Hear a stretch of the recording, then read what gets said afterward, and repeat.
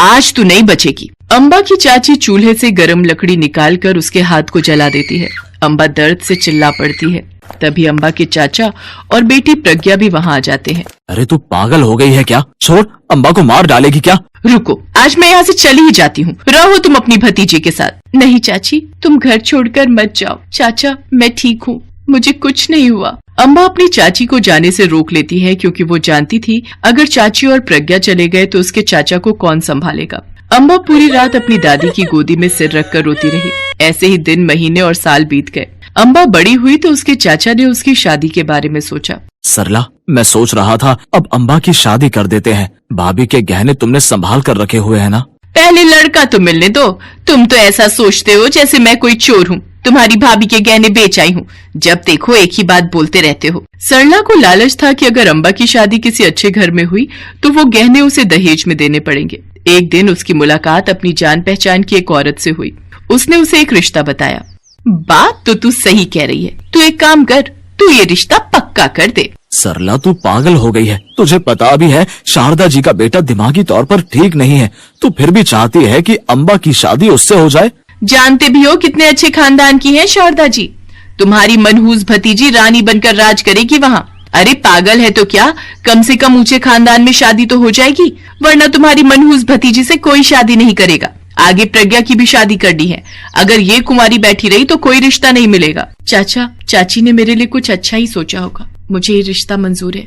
चाची, मैं इस शादी के लिए तैयार हूँ। मेरी बच्ची, ये तेरा फायदा उठा रही है। मत कर शादी के लिए। हाँ दादी, आप ही तो कहती हो माँ दुर्गा हमेशा मेरे साथ है, तो फिर उनके होते हुए मेरे साथ कुछ गलत कैसे हो सकता है। अम्बा की शादी शारदा जी के पागल बेटे से हो जाती है।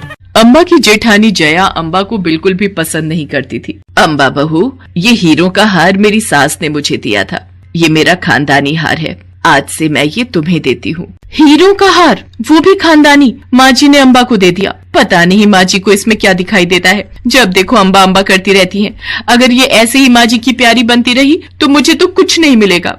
मुझे इसे घर से निकालने का कोई उपाय ढूंढना ही होगा। अम्बा रोजाना माँ दुर्गा के मंदिर जाती थी और वहाँ पर अपने पति और परिवार वालों के लिए प्रार्थना करती थी।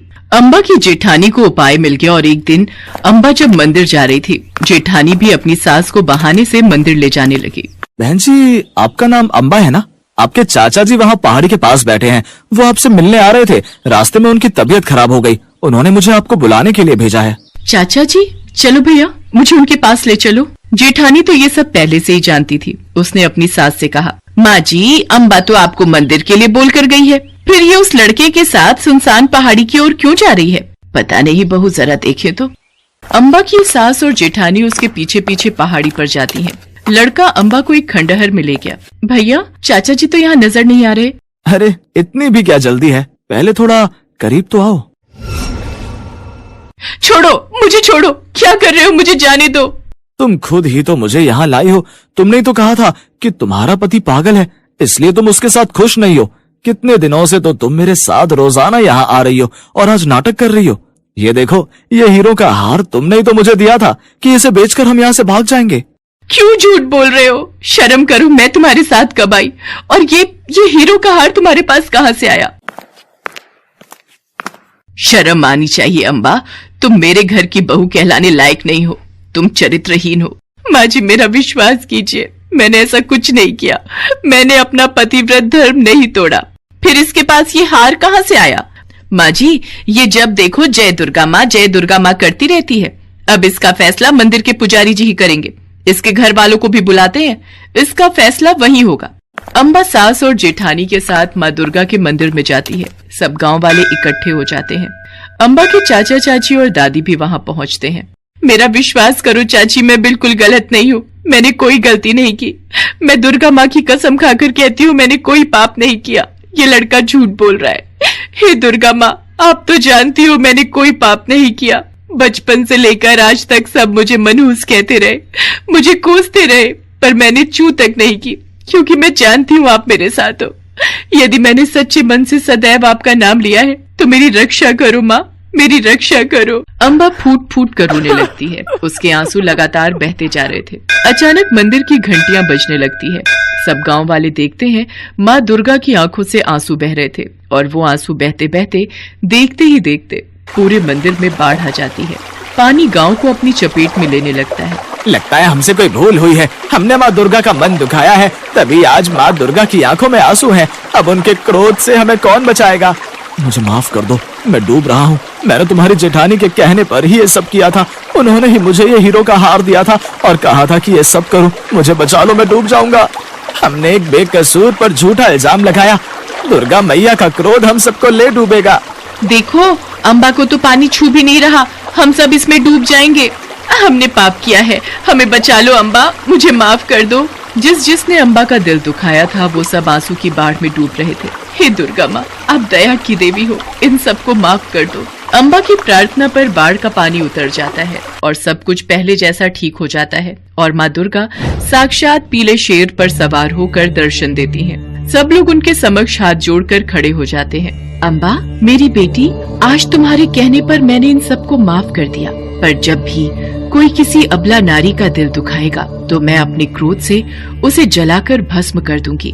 अम्बा मेरी बच्ची, मेरा आशीर्वाद तुम्हारे साथ सदैव रहेगा। मेरी बेटी, तुम अपने पति और परिवार के साथ खुशी खुशी रहना।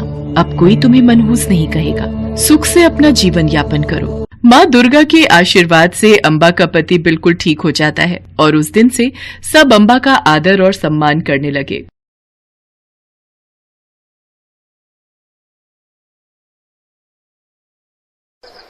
ये कहानी है प्रेरणा और रिंकू की, जो अपनी माँ केतकी और पिता महेश के साथ खुशी खुशी रहते थे। पर एक दिन ऐसी घटना घटी कि पूरा परिवार तितर बितर हो गया। पूरा गांव नदी में आई बाढ़ में बह गया, जिसमें महेश और केतकी भी खो गए। प्रेरणा और रिंकू दोनों बाढ़ के पानी में बहते रहे। तभी, आओ बच्चों, मेरी नाव में आ जाओ, मैं तुम्हें किनारे पर छोड़ देती हूँ। तुम्हारे माता पिता कहाँ गए? प्रेरणा और रिंकू नाव में बैठ जाते हैं और उस औरत को सारी बात बताते हैं। वो औरत उन्हें खाने का सामान देती है। तभी वो औरत मन में सोचती है, क्यों ना मैं इन बच्चों को अपनी बेटी सुजाता के घर छोड़ दूं। वो अकेली घर के काम में लगी रहती है, उसे घर का काम करने के लिए 2 नौकर मिल जाएंगे। प्रेरणा और रिंकू को वो औरत दूसरे गांव ले आती है। बच्चों, देखो हम गांव पहुंच गए। तुम दोनों बिल्कुल अकेले हो। मैं तुम्हें इधर उधर नहीं भटकने देना चाहती। यहाँ गांव में मेरी बेटी सुजाता रहती है। आज से तुम दोनों उसी के घर में रहोगे। आपका बहुत बहुत शुक्रिया नानी माँ। रिंकू, हम इन नानी माँ के साथ चलते हैं। वो औरत, जिसका नाम कौशल्या था, चालाकी से प्रेरणा और रिंकू को अपनी बेटी सुजाता के घर ले जाती है। माँ, ये दोनों बच्चे कौन हैं? कौशल्या सुजाता को कमरे में ले जाती है। अरे, ये दोनों बच्चे अनाथ हैं। मैं तेरी देखभाल के लिए लाई हूँ। अब तू इनसे ही सारे काम करवाना और एक वक्त की रोटी दे देना। पड़े रहेंगे किसी कोने में। माँ, तुम देखने में तो बड़ी भोली भाली हो, पर हो मेरी ही माँ। अच्छा फंसाया इन चूजों को। कौशल्या बच्चों को छोड़कर अपने घर वापस चली जाती है। सुजाता प्रेरणा और रिंकू से घर का काम करवाती थी। बेचारे बच्चे कुछ बोल नहीं पाते थे। एक दिन सुजाता का पति किशन बोला, सुजाता, पहले तो तुम्हारी माँ इन मासूम अनाथ बच्चों को बहाने से अपने साथ यहाँ लाई और तुम इनसे सारा घर का काम करवाती हो। थोड़ा तो भगवान से डरो।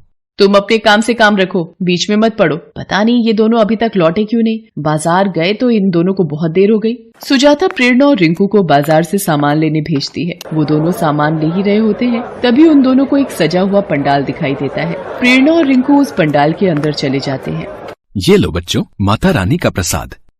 अंकल, आज कोई त्योहार है क्या? यहाँ पंडाल क्यों सजा हुआ है? बच्चों, आज से माँ दुर्गा का नवरात्रि उत्सव आरंभ है, जो 9 दिन तक चलेगा। अंकल, हमें ये प्रसाद रोजाना मिलेगा? हाँ बेटा, ये पंडाल 9 दिन तक सजा रहेगा और यहाँ पर माँ दुर्गा की पूजा और आरती की जाएगी। दीदी, तुम्हें याद है माँ और बाबूजी भी नवरात्रि व्रत रखते थे और नवमी पूजन में हम पूरी हलवा चने का प्रसाद खाते थे। हाँ रिंकू, और माँ कहती थी कि जिनकी माँ